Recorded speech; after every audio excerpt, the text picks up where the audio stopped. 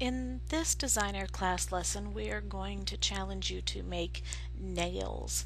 Now, there aren't really any different skills than you've learned in the past for creating the nails, so this is going to be a fairly short video. However, this will be great practice to use some of the skills that you have previously learned.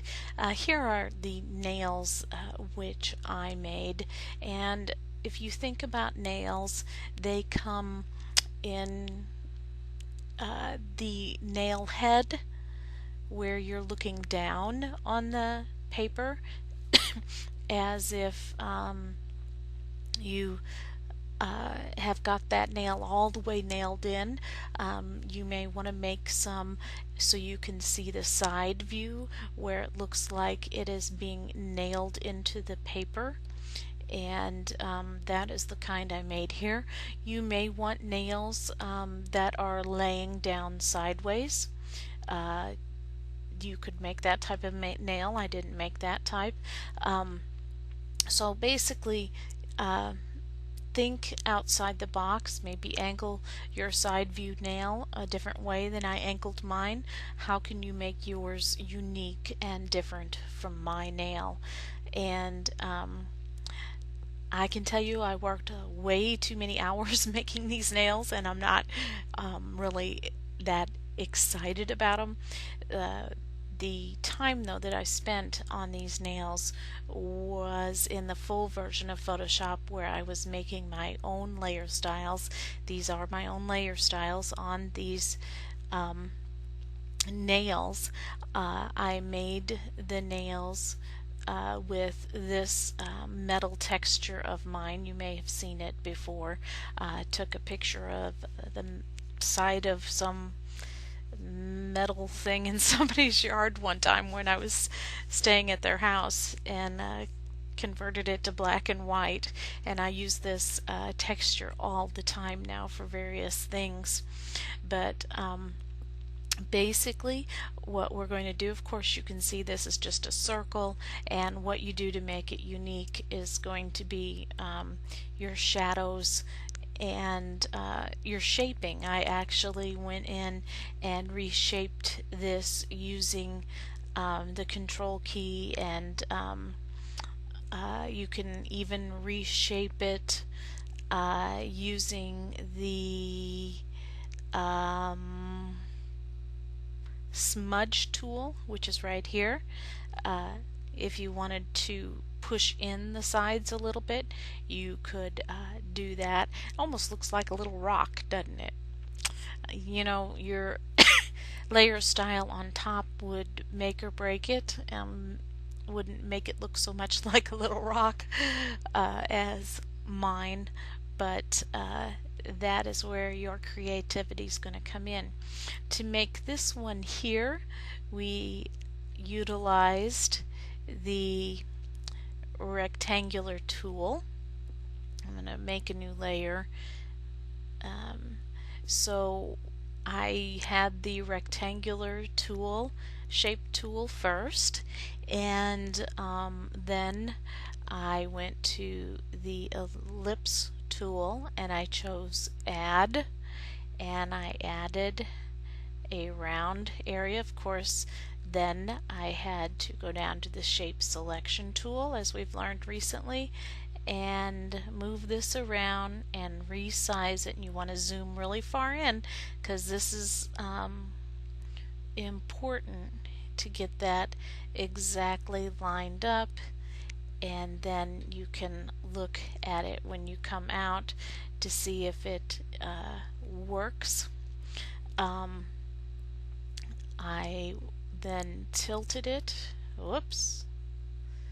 Let's go back to the move tool so they both tilt at the same time.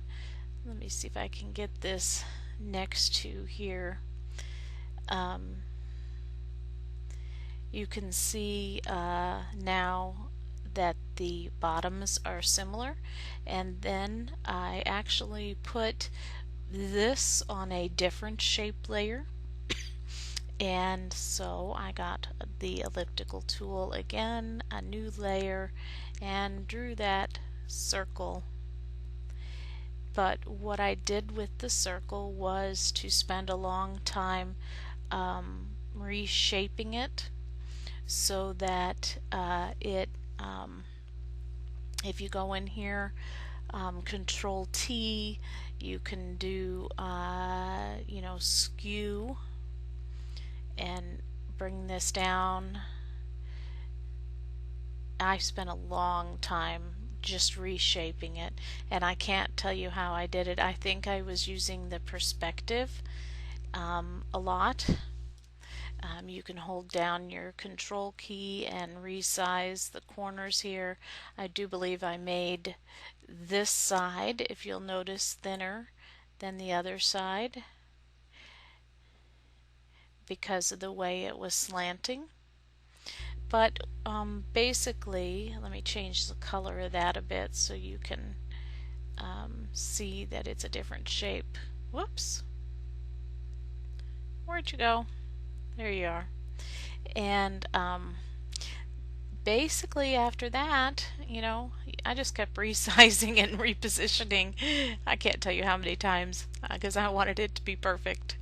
But basically that's all you have to do to make the shapes, and then you would fill it in with either your layer styles or maybe your textures. Now I put my texture on this using layer styles and then edited layer styles in the full version of Photoshop forever till I came up with what I thought was realistic. But you could, in Photoshop Elements, add your texture to this. Let's bring down my texture to this shape here, and I'm going to Control G to group it, and then what I can do is go in, as you have seen before. There's so many things and ways you can do things. Oops, where are they? The burn tool, burn the edges here. You can see my texture looks different here than here because in the layer styles in the full version I actually applied an overlay to it and blended it in. But you know what? You could do that here too. So you can do that here by adding a solid color. Solid like solid, not salad like we eat. And grouping it together and doing, I have no idea what overlay I used, but you can see how that already looks different. That's kind of how I got this, only I did it with layer styles. And as I said, you can burn things and dodge things, as we've learned before, to get it looking better.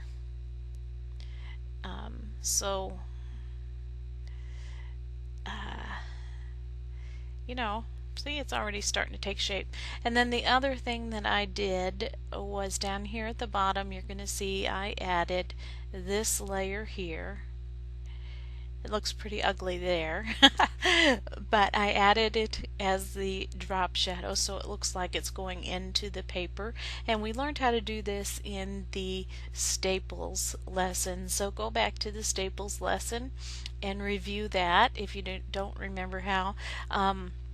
I actually did go in with a low opacity brush and a grungy brush and worked with it to kind of make it a little bit more subtle and a little bit more grungy and faded to go with the